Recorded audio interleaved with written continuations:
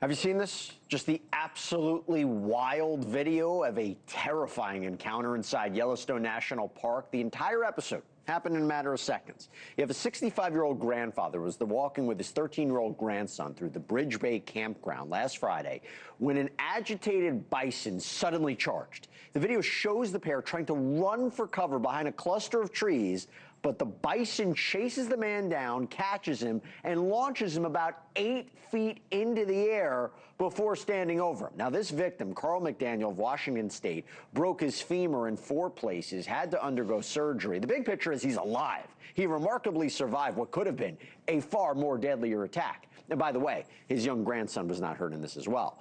But here's what makes this story even more incredible. The man who captured this shocking video didn't just keep filming. He's put his camera down, ran toward the aggressive bison, and along with other campers, helped drive the animal away before it could, gore or trample McDaniel.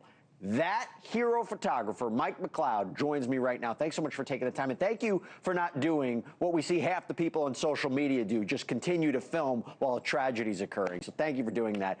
First of all, I understand you spoke to Carl earlier tonight, right? How's he doing? I did. Spoke for him several hours. Carl's a really neat man. I'm really glad it worked out the way it did. He's doing really well. He's got an amazing attitude. He's a great father and a great grandfather, and he's put all that into his current condition. And he's got. I have no fear that he'll have a full recovery because he's got so much going on in his life. Would you say you helped save his life? I mean, sure, but it's,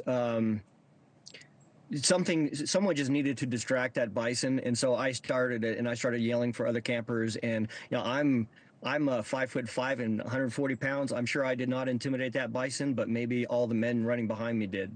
So explain to me how this happened. Like, what made you take the camera out? When did you see something was off, and how did you charge in? Sure. Well, my wife saw the bison coming into camp, and she said, "Grab your camera." So I did, went outside, and I saw the bison charge some boys that were not provoking it. The young boys scattered, and the bison was, because he became agitated, it's the rut, so he wants to fight something. He ran and chased another young couple out of their campground, and then he settled down. And if you watch bison behavior, when they settle down into the dust, it usually means that it's pretty good. Carl and his grandson started walking along the road, and the bison saw them, and for whatever reason, he got up and charged. Oh my gosh, and you see this, you capture it. Right after this happens, what happens? You throw the camera down, you run over to him, and then is the first of the goals, like you said, to try to scare the bison away? I mean, what happened after that? Yeah, well, I didn't throw the camera down because it's worth a lot of money, but I Fair, did do is fair. I Okay, took it that's in my good. hand and started pumping it and running, jumping up as high as I could and screaming at the top of my lungs and ran at it to distract it. By the way, is that what you know to do, or you were just like, it sounds like the right thing to do? Yeah, well, I have a master's degree in wildlife biology, and I Okay. studied at the University of Montana, and I have a lot of experience reading animal behavior in general. And was it the right thing? I don't know. Did it work? It worked. Yes. And then the bison just like ran away, went in the other direction. He disengaged. He ran in the other direction. It's funny. Carl said he could not see the bison standing over him, but he could feel its breath. Oh, I mean, it's so close. So then you go to Carl, and what condition was Carl in when you saw him? He was in a lot of pain. He said, he knew to hold still, but it's kind of a moot point because he probably couldn't have moved anyway. He was in severe pain. People came to help, comfort him, and he started making jokes.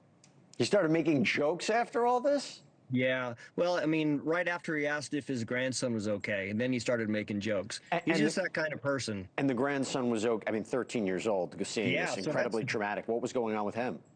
Yeah. So what happened was Carl told his grandson to run along the road and go back to the place where they had just come from while he lured the bison away. So he saved his grandson's life. What a hero. What a hero. Yeah. And do you know how he is, like how the grandson's doing through all this? Yeah. So interesting enough, Carl's youngest daughter came out here, and she and the grandson went back to the camp to gather the things. And Carl was like, "Well, it might be traumatic for you to go back there." And even though he's just 13, he said, "No, I got this."